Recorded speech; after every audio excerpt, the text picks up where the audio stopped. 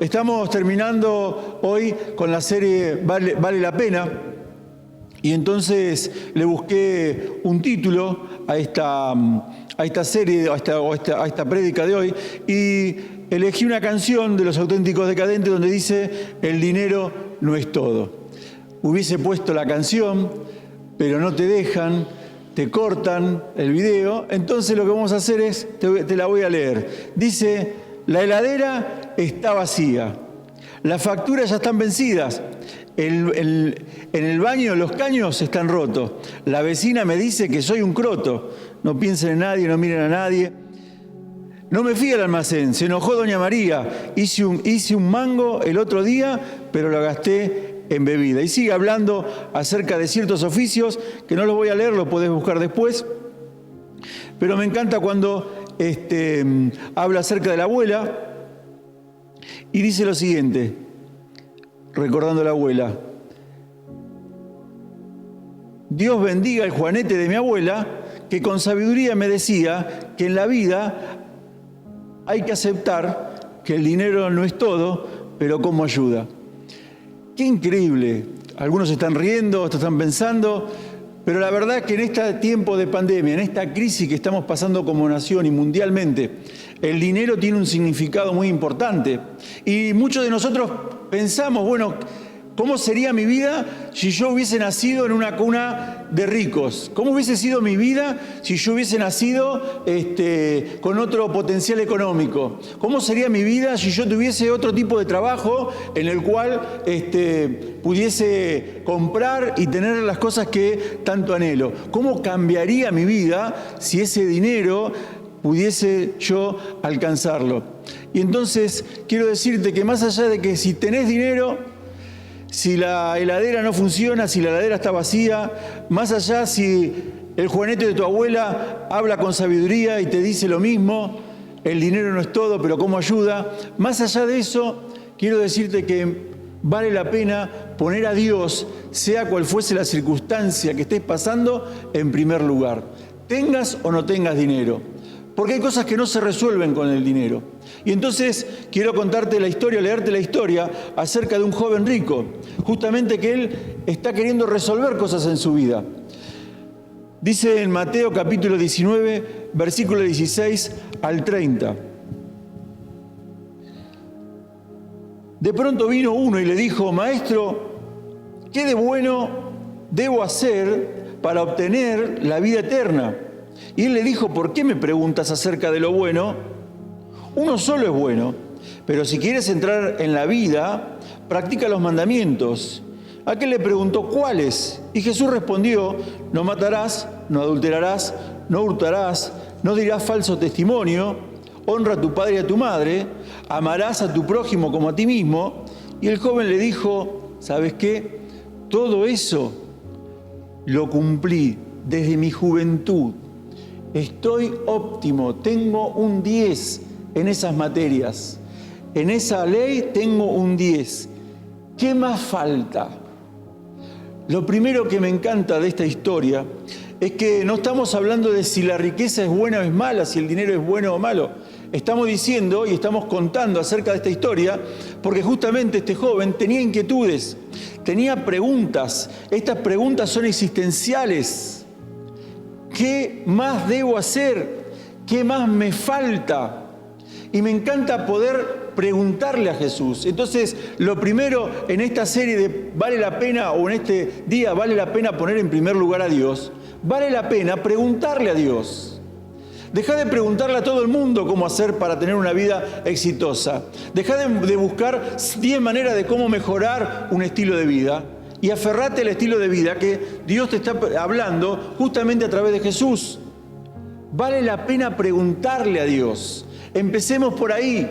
¿Querés tomar una decisión económica? Tenés que tomar una decisión la cual puede ser muy importante en tu vida. Una carrera que tenés que estudiar, una pareja a la cual le estás pidiendo a Dios, algo que va a transformar tu vida. Bueno, preguntale primero a Dios. Ponelo a Él en primer lugar. Entonces, yo pensaba que a veces está el que anhela ser rico, está el que vive como rico, pero no tiene un mango. Pero hay personas que son felices con lo que tienen y son ricos. Y por último, está el que espera a un tío rico. ¿Nunca viste una persona así? Una persona que está esperando que venga el tío rico y le ayude. Un amigo, una oportunidad que le brinde esa ayuda que tanto anhela, pero que nunca llega. Lo del tío rico no es lo mismo que el cuento del tío, que sería otra explicación. ¿Está bien? Vale la pena preguntar. El joven rico tenía esas preguntas existenciales, se acercó a Jesús para preguntar. No tengas vergüenza de preguntarle a Dios, no te avergüences de preguntarle a Dios. Dios siempre nos da esta oportunidad a través de Jesús. Es más, la Biblia habla de que por Él, por el mismo Jesús, tenemos entrada, podemos entrar confiadamente hasta el altar y preguntarle a Él, ¿qué voy a hacer con mi vida? ¿Cómo puedo resolver las cosas que necesito interiormente resolver? Yo siempre tenía la idea, cuando empecé a trabajar en lo pastoral, de que la gente iba a cambiar si recibía un gran milagro en su vida. Y entonces le pedí a Dios en mi vida ministerial y pastoral los dones de sanidad. Y entonces yo pensaba, claro, porque si la gente a través de un milagro ve a Dios, entonces va a creer. Y durante mucho tiempo he visto gente que recibe sanidades tremendas. Sin embargo, no hay la respuesta que pensé que podía haber. Pensé que las personas iban a acercarse a Dios porque venían mal y entonces económicamente, y entonces si tuviese un trabajo que económicamente le permita crecer y desarrollarse en su vida y en su familia, sería diferente. Pensé que hay personas a las cuales cambiaría su vida si tuviesen proyectos.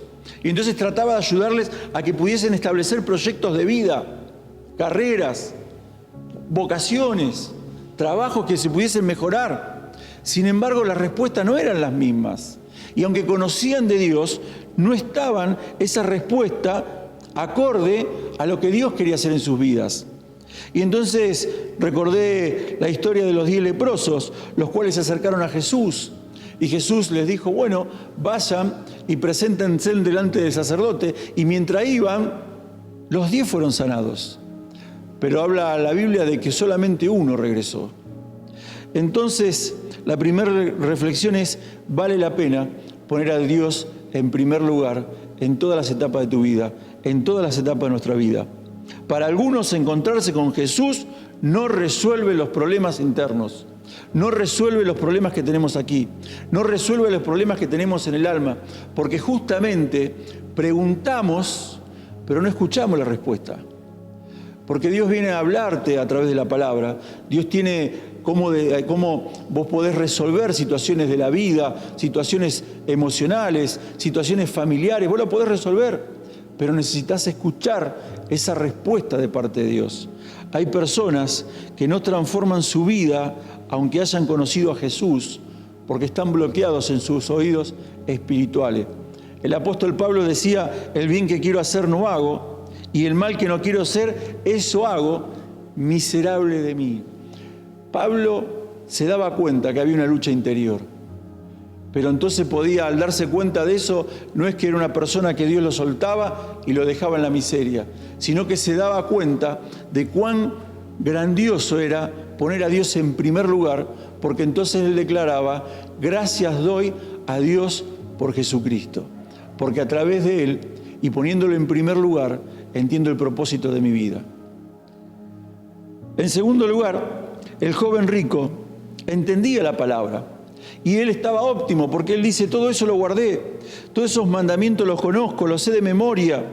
Y es más, lo he puesto en práctica, traté de hacer todo lo posible desde mi juventud, de estar poniendo en práctica todos esos principios de la ley. Pero él estaba entrando a una nueva etapa. Me encanta porque esto que sucede ahora con el joven rico, quizás es la etapa donde nosotros estemos ahora. Ya conocés de Dios, ya sabés de los valores cristianos, pero falta algo, e increíblemente uno siente como que todavía me falta preguntar, ¿hay más de esto? ¿Qué más me falta? Y entonces Jesús le dice, si quieres ser perfecto, anda, vende lo que tienes, dáselo a los pobres y tendrás un tesoro en el cielo, después de eso, ven y sígueme. Cuando el joven oyó estas palabras, se fue triste, porque tenía muchas posesiones, y entonces Jesús dijo a sus discípulos: de cierto les digo que difícilmente entrará un rico en el reino de los cielos. Una vez más les digo que es más fácil que pase un camello por el ojo de una aguja a que un rico entre en el reino de Dios. Cuando sus discípulos oyeron esto, se quedaron muy sorprendidos y dijeron: entonces, ¿quién va a poder salvarse? Jesús les miró y les dijo: para los hombres esto es imposible, pero para Dios es posible. El dinero no era un impedimento para entrar al reino de los cielos. No es un impedimento para el reino. El poseer cosas no es un impedimento. El problema es qué valor le damos a esas cosas. ¿Qué valor en la escala de nuestras prioridades? ¿Dónde está Dios en función de lo que poseemos, de lo que tenemos o de lo que queremos tener? ¿Dónde está Dios en esas prioridades? ¿Dónde está Dios? Y entonces muchas veces nos vamos a encontrar con este debate. ¿Es Dios el que me está demandando más tiempo? Y justamente hoy, como decía mi esposa el día jueves, el tema del tiempo es un factor en el cual uno piensa: no tengo. La respuesta es: no tengo tiempo. Y vale mucho el tiempo. Pero si Dios te está pidiendo que lo pongas en primer lugar y que le dediques el tiempo en una oración, en oraciones, en devocionales, en poder comunicarte con el Espíritu, y la respuesta va a ser: no tengo tiempo, entonces está desbalanceada la balanza de las prioridades. Y difícilmente Dios pueda darte consejo y contenerte y sostenerte. Además, a pesar de su misericordia y de su amor, uno dice: todavía me falta cosas. Hay personas que todo el tiempo les falta algo. Todo el tiempo les falta el último material para entender las 4 maneras de ser liberado emocionalmente, las 4 maneras de ser liberado mentalmente, las 10 maneras. Parece que siempre te falta algo. Y lo que te falta es justamente decidir en la escala de valores, de prioridades, ¿dónde está Dios? Y entonces, me encanta porque esto nos pone a todo por igual. No tiene que ver con el dinero. Porque los discípulos reflexionaron y dijeron: ¡wow! Cuando sus discípulos oyeron esto, se quedaron sorprendidos y dijeron: entonces, ¿quién podrá salvarse? ¿Quién se va a salvar? Nos pone a todo por igual. Y Jesús los miró y le dijo: para los hombres esto es imposible, pero para Dios es posible. Jesús estaba sabiendo que a nosotros nos iba a ser muy difícil poder relacionarnos con Dios y sostener esa relación. Que hay una pared entre la presencia de Dios y nosotros, la cual se llama pecado. Y sabía que todo lo que nosotros quisiésemos hacer para ayudar al prójimo, para relacionarnos con Dios, no alcanzaba. Entonces Él mismo tomó la iniciativa. Y Él mismo estableció un puente entre Dios y los hombres. Él mismo es el camino, la verdad y la vida, dice la palabra. Y entonces Él sabe que para nosotros hay muchas cosas que son imposibles, pero si Dios está en medio nuestro, quédate tranquilo, para Dios nada es imposible. Y entonces podés descansar. No tiene que ver con cuánto posees, no tiene que ver con la capacidad de producir, no tiene que ver con el talento, la virtud o los dones, tiene que ver con que Él decidió amarnos. Tiene que ver con la gracia de Dios, el favor de Dios no merecido. Dios decidió habitar en medio nuestro. Dios decidió estar en medio de nuestros proyectos, nuestros anhelos, nuestros deseos. Dios decidió ser parte de todo esto. Entonces Pedro le dijo: nosotros lo hemos dejado todo y te hemos seguido. ¿Qué ganaremos con esto? Jesús le dijo: de cierto les digo que cuando todo sea hecho nuevo, el Hijo del Hombre ocupe el trono de su gloria, también ustedes, los que me han seguido, ocuparán 12 tronos para juzgar las 12 tribus de Israel. Cualquiera que por causa de mi nombre haya dejado casas, hermanos, hermanas, padre, madre, mujer, hijos o tierras, recibirá 100 veces más y también heredará la vida eterna. Y acá hay un debate que tiene que ver con ¿cuáles son las cosas que Dios me dice a mí que yo tengo que dejar? Dios no te pide que nosotros abandonemos a nuestros seres queridos. Dios no pide que abandonemos a aquellas personas las cuales son parte de nuestra familia. Vuelve de vuelta al principio. Vale la pena poner en primer lugar a Dios, porque entonces tu familia, tus hijos, tus nietos van a ser cuidados. Entonces toda la protección de Dios va a alcanzar, y el bienestar de Dios los va a alcanzar hasta la cuarta y quinta generación. De eso habla la palabra. Quédate tranquilo que todo lo que vos inviertas en el reino te va a ser devuelto 100 veces más, pero en función de las bendiciones que Dios quiere darte. Vale la pena entonces poner a Dios en primer lugar. La etapa en la cual se encontraba el joven rico no era con la etapa de renunciar a sus bienes económicos, renunciar a sus posesiones. La etapa tenía que ver con renunciar a él mismo, renunciar a lo que él más amaba. Y entonces se encuentra ahora con un versículo bíblico que todos conocemos y que me encanta, Lucas 9:23. Si alguno quiere seguirme, niéguese a sí mismo, tome su cruz cada día y sígame. Esta es la etapa. Por lo tanto, la etapa no es la etapa del enamoramiento del primer amor en Cristo. No es la etapa donde Dios viene y te soluciona los problemas y ya está. Es la etapa donde tenemos que decidir si vamos a seguirle, si vamos a ser discípulos. Jesús vino para establecer esto, para ser discípulos. Y entonces en este tiempo, yo creo que la etapa en la cual nosotros tenemos que pararnos es la de tomar la decisión de si vamos a ser discípulos de Cristo. Y entonces, este pasaje es para vos y para mí. Si alguno quiere seguirme, niéguese a sí mismo, tome su cruz cada día y sígame. Y esto no termina porque tomaste la decisión hace 5 años atrás, 10 años atrás, 20 años atrás, hace un mes atrás. Esto tiene que ver con una decisión constante que tenemos que sostener. Hace unos años fuimos por primera vez, después de 40 años fui a Corrientes. A los 6 años, estando en Corrientes, en la casa de mis primos, mis padres habían tomado la decisión de separarse. Nosotros nos quedábamos, mis hermanos nos quedábamos en Corrientes y mi papá se venía a vivir a Buenos Aires. Toda esa experiencia me hizo tomar una decisión. Nunca más yo iba a regresar a Corrientes. Mantuve esa promesa que me había hecho durante 40 años. A los 40 años, luego de 40 años, Dios pone un compañero, el cual es un muchacho joven, el cual tiene toda su familia en Corrientes. Y todo el tiempo me hablaba acerca de la provincia de Corrientes. Y en una reunión, Dios me habla muy fuerte acerca de los lazos familiares. Que no iba a conocer a mis primos, no iba a conocer a mis primas, no iba a conocer las familias que ellos tienen allá.